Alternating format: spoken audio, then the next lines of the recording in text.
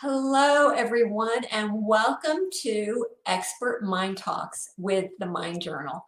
I'm Dr. Karen Finn, and today our topic is how to move on with your life after divorce. Most people who haven't been divorced think that, well, you just get up, this is a new day, and you move on with your life. But that's not how it works. At least it didn't work that way for me, and it doesn't work that way for any of my clients that I work with either. And I found that for the folks who have have asked this question because they're going through divorce, they're really in a hurt spot. They're really struggling. And I really struggled with my divorce too. And what I wanted, like most people do who ask this question, is to have very specific steps to take so that you can know that there's hope, that you can feel better. And it's really normal to want to have somebody tell you, just do this, then do that, then do the next thing. We all want to know that we can feel better when, divorce kind of makes you feel like your life's been destroyed or at least seriously thrown off track. And because I know this and because I dealt with it too myself, that's why I wrote my book. My book actually helps people take one step every day to start moving on with their life. So I can't, do the whole book here and try to answer those, take you through every single step of it. So what I've done is I've kind of condensed the ideas in it so that you can get a really good idea of how you can start really moving on with your life. Now, you may or may not be aware of this. Well, okay, you probably are because of how difficult it is. But divorce really is a major life event. In fact, it's one of the most difficult life events that you can experience. And frankly, what works for one person to get through divorce won't necessarily work exactly the same way for another person. So what I want to start our discussion with today is that there are some things that you really do probably need to consider doing to help you start moving forward instead of feeling like you're kind of stuck in the muck of everything. So the first one is to grieve. Now, nobody likes grieving. Nobody likes the crying. Nobody likes all of the hurt and the angst that goes along with grief. But it's like you hear about a lot of emotions. If you kind of keep it in, if you stuff it down, it just kind of festers there. And it comes out at some time. It comes out usually when it explodes at very inopportune times. So what you might consider doing is setting aside specific time to grieve. And grieving looks different for everyone.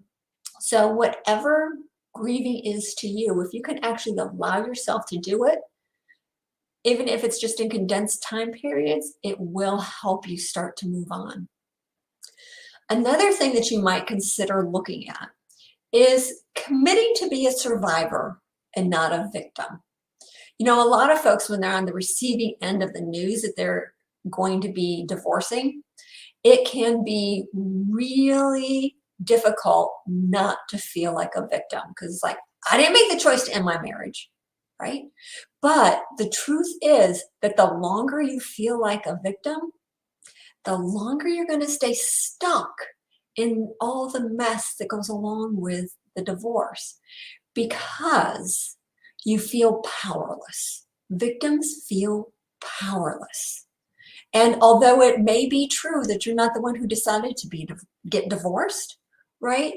If you can start figuring out how you're going to commit to surviving this event and then thriving, you'll be much more set up. You'll set yourself up in a much better place to move forward. Another place where I see folks get kind of stuck is that they keep replaying the past in their minds again and again and again. Like it's a negative loop that just keeps going. I shoulda, I coulda, I woulda, right? If I'd only known, those kinds of thoughts. Those thoughts are indicative of you trying to change the past. The truth is, and I know you know this, you can't change the past. The past is already done. The best you can do with the past is to learn from it.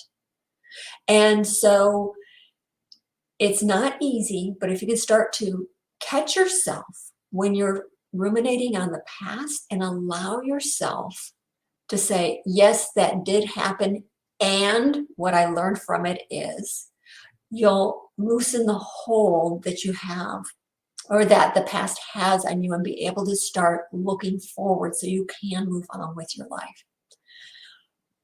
Like any big life change, divorce isn't something that's best done alone, right? You need to be connected with your friends and family.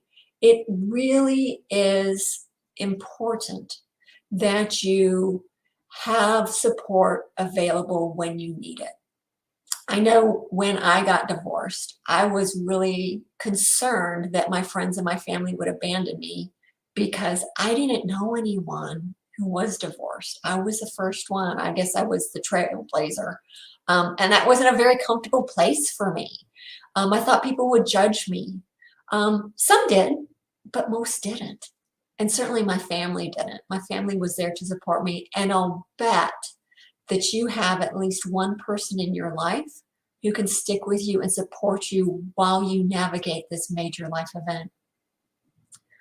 Okay, this next item that I'd like you to consider is not easy. Not that any of these has been easy, but this one takes a little bit more courage than the others, because I'm going to invite you to consider embracing the changes to your lifestyle. Yeah, I know. It's probably not comfortable. Your lifestyle is probably different from where it was before. But as you start to ease into it and accept it instead of fight against it, it's easier to be where you are and then move forward than to continue to resist it. And I say easier from the standpoint of it being emotionally easier, right? The more you fight against it, the more miserable you wind up being, the more negativity that you end up experiencing in your life. But once you can embrace it and just say, yep, this is what it is, this is where I am right now, then you'll be able to see what other possibilities are so that you can begin dreaming and then living a life that's more congruent with who you've become. So the last item on this list that I'd like to share with y'all on the first basic steps of how to move on with your life is to learn to love being alone. Now, I don't want y'all to be hermits or anything, but to love spending time with yourself, not all the time, but at least sometimes, can be really helpful when you're trying to move on after a divorce. And I know it's not easy. You know, one of the things that I missed when I got divorced was just having somebody else in the house, right? Somebody that you'd accidentally bump into in the kitchen while you're grabbing your glass of water or whatever it is. Just some other presence in the house. So what I did for myself to kind of get myself moving in the right direction was I had the radio on constantly back when, you know, we all listened to terrestrial radio. Because I got divorced 20 years ago now, I just realized. So do something that allows you to have the feeling of somebody else being with you, even though you are alone. And that kind of starts weaning you off to allow you to spend more and more time by yourself. I have one client who told me that she constantly talked to Alexa. Alexa, what's this? Alexa, tell me a joke. You know, Alexa, what's the weather? And all this kind of wonderful stuff. And it just helped her to not feel so alone. So hopefully those ideas will give you a little bit of motivation and maybe hope even that you are going to be able to move on with your life after divorce. So another question that people often ask when they're faced with what seems like an insurmountable amount of change in their life because of divorce is, how long is it going to take me to get over this? When will this end? Gosh, I can't tell you how many times I ask myself that. back in the day. So this is actually one of my personal hot buttons because there's so much misinformation out there in divorce support groups, online. There's just all kinds of stuff. I've seen estimates that say that for every 5 years you are married, you will take at least 1 year to recover. So when I've talked to folks, who've been married for 30 years, they're thinking to themselves, it's going to take me 6 years to recover from this? No, it's not. It might, but it doesn't have to, right? There's no one size fits all answer to this question. So let me tell you what I believe. And maybe it'll give you a little bit of extra guidance for how you'll get through your divorce. I think getting over divorce requires first an ability to let go. Remember, that's kind of one of the things I mentioned up above or previously, I guess is what I'm so used to writing that I say things like that sometimes, sorry. The second thing is that you need to be able to embrace change and not so much fight against it, but truly embrace it. Now, the next thing that I think is really important is self-awareness, because self-awareness is what will allow you to course correct quickly when you get off track. Now, I know I can say these 3 points and it's really easy for me to say them, but I realize that it's much more difficult to put all of this into action because you are in a very emotional state when you get divorced, right? I don't think I was the only one who was very, very emotional. So what I want you to know is that the easier it is for you to let go, embrace change, and practice self-awareness, the more quickly you'll get over your divorce. And the more difficult that is for you, the longer it will take. So let me be really honest with you.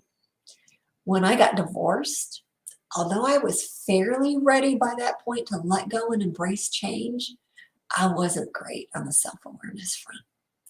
I was actually much more aware of what others wanted from me because I was a people pleaser. So it took me a while to get over my divorce. I'd say it took me a good 2 years to get over my divorce. But again, that's because I was missing a critical piece.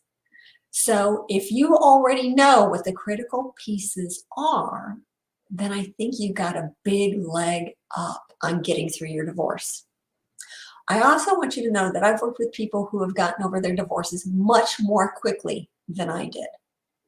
Okay? Because all I needed to do with working with them is walk them through their grief because they were already fairly self-aware. So as I kind of walked with them through their grief, they were able to become more and more aware of how they were behaving and dealing with it and let go and just move forward.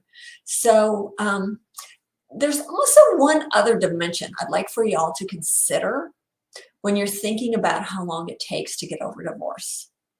And that's, were you the one who decided to get divorced or the one who was told you were getting divorced? This is important because typically the spouse who decides it's time to get divorced has already worked through a lot of their grief in coming to the decision that it was time for them to be divorced. And so the result of that is that it appears to take them less time to get over their divorce. And, kind of the opposite is true too. If you're the spouse who was told it's time to get divorced, you kind of go through a period of shock. And that makes it seem like it takes you longer to get over your divorce. And one of the things I caution people against, because it is so natural, is don't compare your time to get over the divorce with that of your spouse or your ex-spouse. Because you're two individual people. You may be leaving the same marriage, but you each experienced it differently. And you each reached this point of divorce through different means. So please be gentle with yourself as you look at how long it takes you to heal from divorce, and it's not worth comparing yourself to anybody else. Okay, so another question that I often hear when people ask me how long it takes to get over a divorce is, who's happier after divorce? So this is a really interesting question.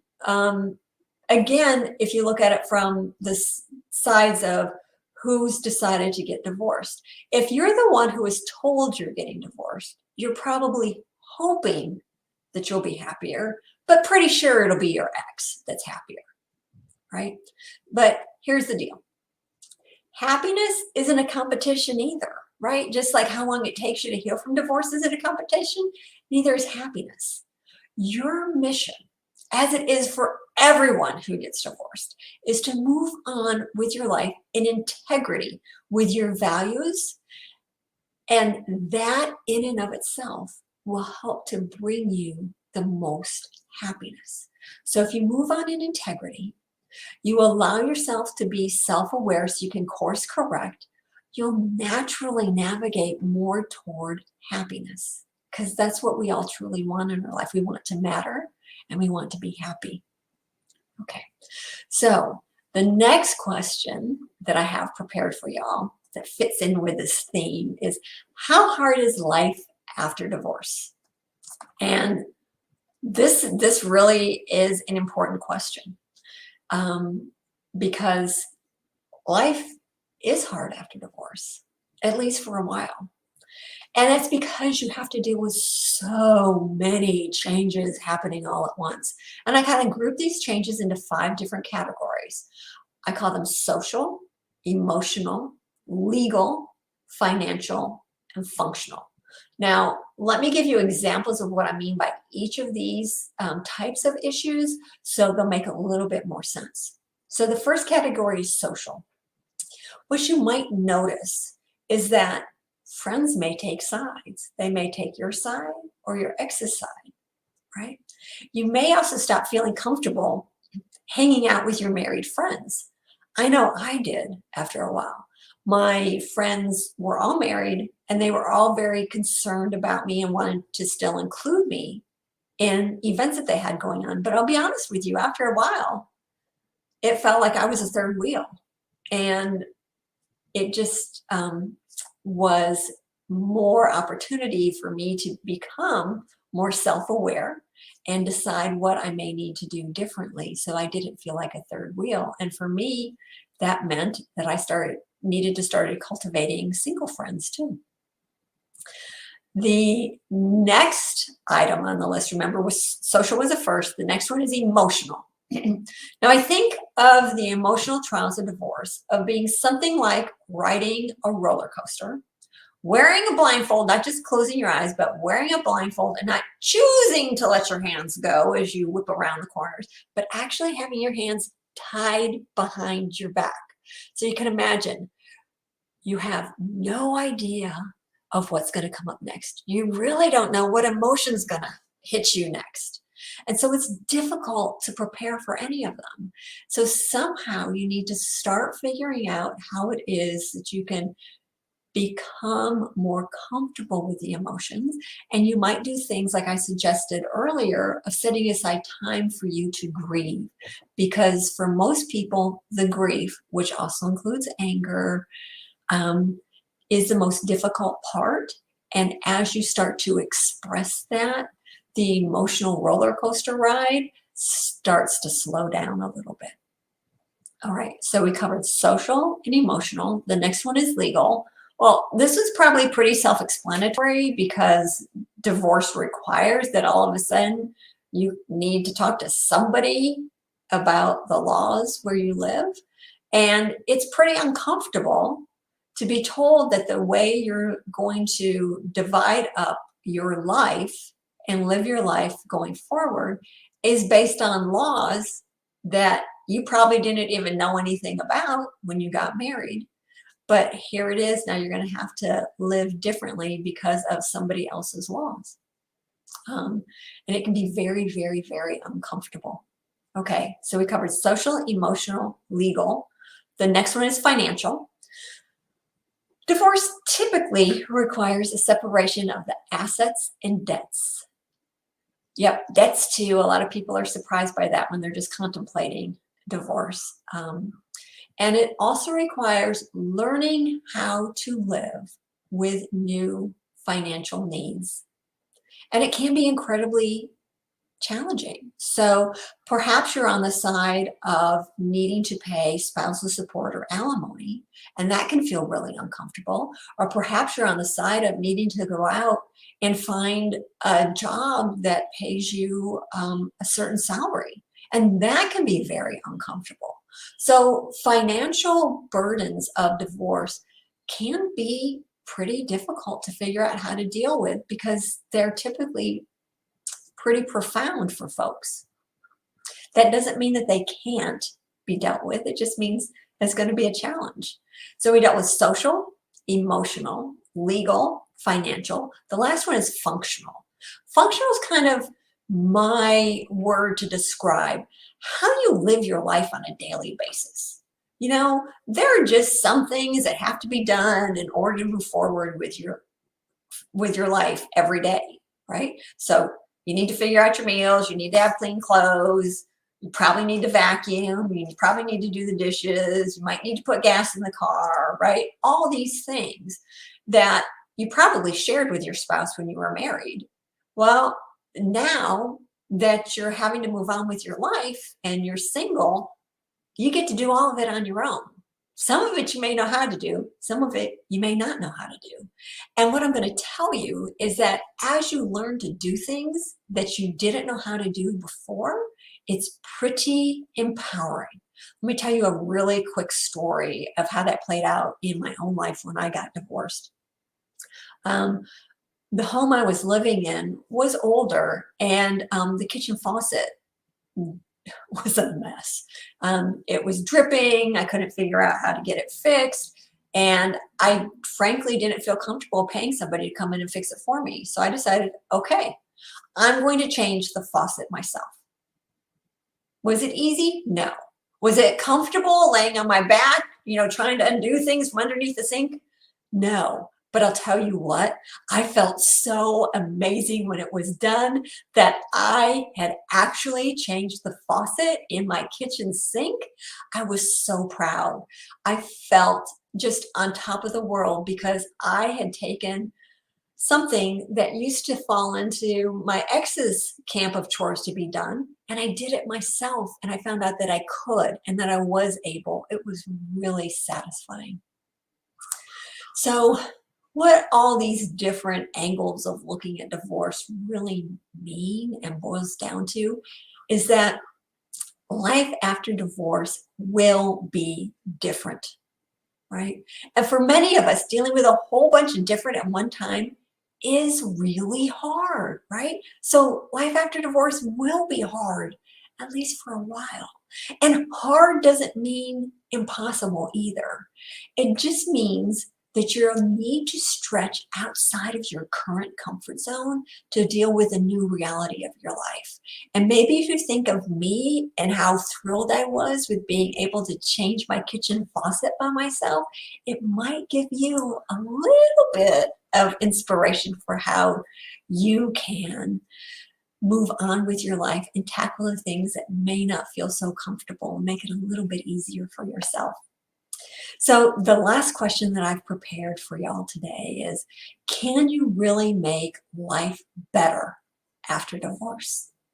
And I believe that yes, absolutely, you positively can. And I say that because I've done it for myself and I regularly help my clients to do so too. So I want to give you a few more ideas for how you might make your life better. And there's just 5 more. And I figure that if I share all of these from different angles, you'll find something that you can hold on to, something that's going to make your life after divorce easier and better. Okay, so the first idea I'd like for you to hold on to is be proactive. Nothing changes until you get into action. So being proactive is really important to making your life better. Be grateful. Now, over the years, this has really gotten a lot of mm, overplay, about being grateful. But the truth is that if you can find your own way to what that means to you, when you are grateful, it's easier not to be a victim. It's easier to see what's good right now and embrace the change. So gratefulness really is important for making your life better after divorce. You can also start to become more curious. When you become curious, you start to see new options that you couldn't have seen before because you were thinking there's only one way this can happen. But once you become curious, the new possibilities will naturally appear. Now, some of these possibilities may seem a little bit scary, which is why the fourth item I'd like for y'all to consider is being courageous. Because once you're courageous, right, you step a little bit more into your courage, you're pushing against that comfort zone I was talking about before. You're stepping maybe even half a pinky toe across it. And you'll start to find out that it's okay. It definitely is okay. And that builds your courage, that builds your confidence so that you can practice the fifth thing, which is just be you. Because when you're you, when you're embracing all of you, you're going to naturally be happier and feel more confident and be better embodied within your life so that you will make your life better after divorce. That's all the material that I had prepared, and it looks like we might have a few questions. So I'd love to start answering some of y'all's questions now and addressing comments. So let's see. Kurt says, it's really scary whenever I think about life after divorce. What kind of precautions should I take to ensure that my life never comes to divorce? Oh gosh, Kurt, I wish that there was a magic wand to make sure that you never ever have to address divorce in any form or fashion. The truth is that it takes two people to make a marriage work and only one person to choose divorce. Okay, so you may have yourself set up so that you wouldn't choose divorce, but that doesn't mean that your spouse would be in the same situation. So what I recommend, right, because really this is kind of getting at the question of how do I make sure I have a happy marriage, right? So to have a happy marriage, it requires a lot of communication. A lot of communication that you're sure is being heard and understood by your partner. And it's when you have open, honest, considerate, respectful communication with your partner that you can continue to grow together. And I think that for the folks who do that, the likelihood of them having to face a question of divorce diminishes to almost nothing. I hope that's helpful. What other questions do we have? Let's see. Okay, Kylie wrote, I think divorce is much better than an unhappy marriage. Being in a toxic relationship day after day is really exhausting. Absolutely. Absolutely, Kylie. I agree with you completely. So I think that one of the things to also consider is it's really hard. I've talked about this before on a previous Mind Journal talk, and deciding to get divorced can be heart-wrenching because there's part usually of folks who want to make sure they've done everything to make it work, and yet they know they can't ever change their spouse. Their spouse has to want to change too.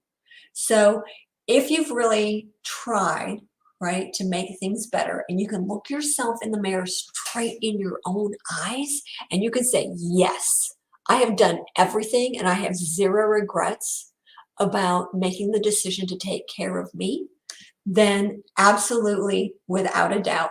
And there are cases where you don't have a choice but to divorce, right? So if you're suffering divorce or some other family member that you need to protect is suffering abuse from your spouse, then absolutely get divorced, get out now, call a hotline, do whatever you have to do.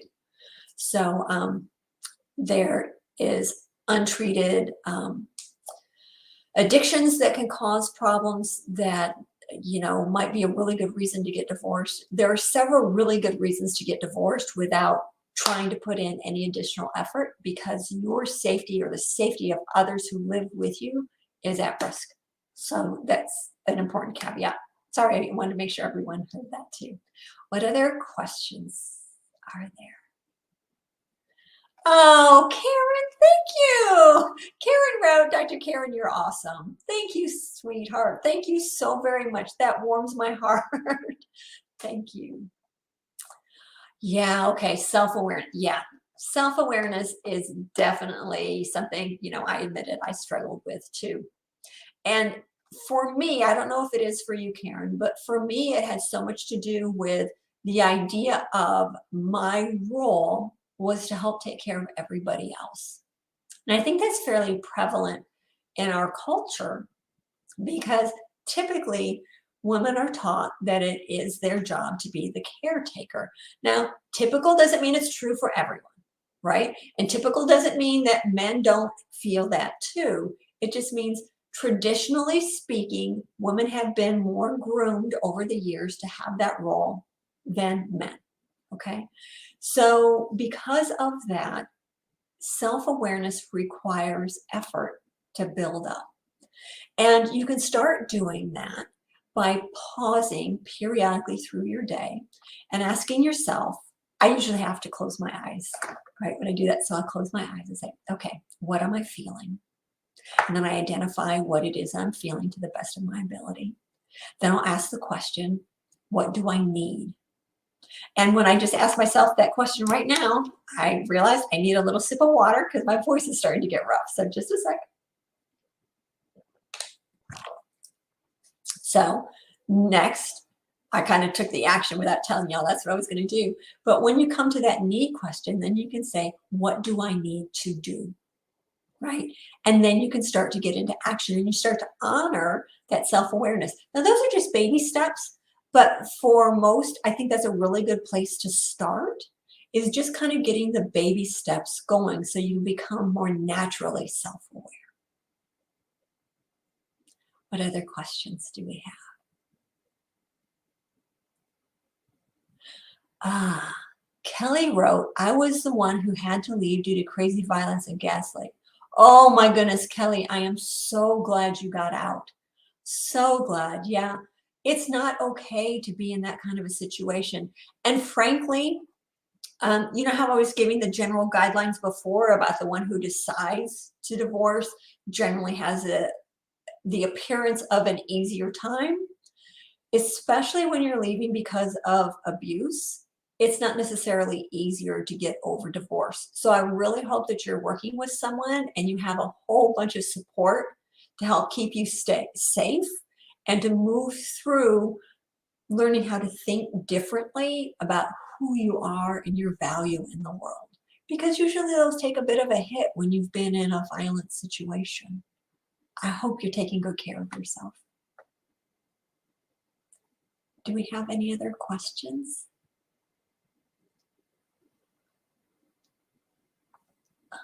Let's see. Oh, here's one from Linda. I've been divorced for almost 36 years. I filed and it didn't go well. And today would have been his birthday. So I say happy heavenly birthday to Art. Oh, Linda, that's actually sweet. 36 years is a long time to be divorced. You got me beat by a bit. From your wish for a happy birthday, I'm guessing that you've moved through it. And I'm very happy that you're able to be in a position where you can look back with grace and say, yep, that's just who we were back then. And this is who I am today. Are there any other questions for us to discuss?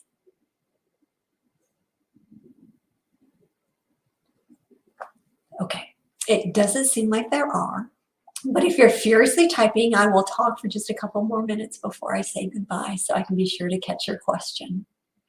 Now, you may remember at the top of this conversation today, I mentioned that my book actually has a daily guide for steps you can take to move through your divorce so you can feel more healed and more cohesive as you move forward with your life. Um, because it is, I call it a book and I originally wrote it as a book, but today I deliver it as a series of daily email messages. So every day you'll receive something from me that tells you this is what you can do today to take really good care of yourself and move forward. So if you're interested in that, the link is in the chat and I think it'll be displayed here at the end too, so that you can do something for yourself to make sure that you're moving forward as the best you possible so that you too can have an even better life after divorce than you had when you were married. I wish you all the best and thank you so much for being here today.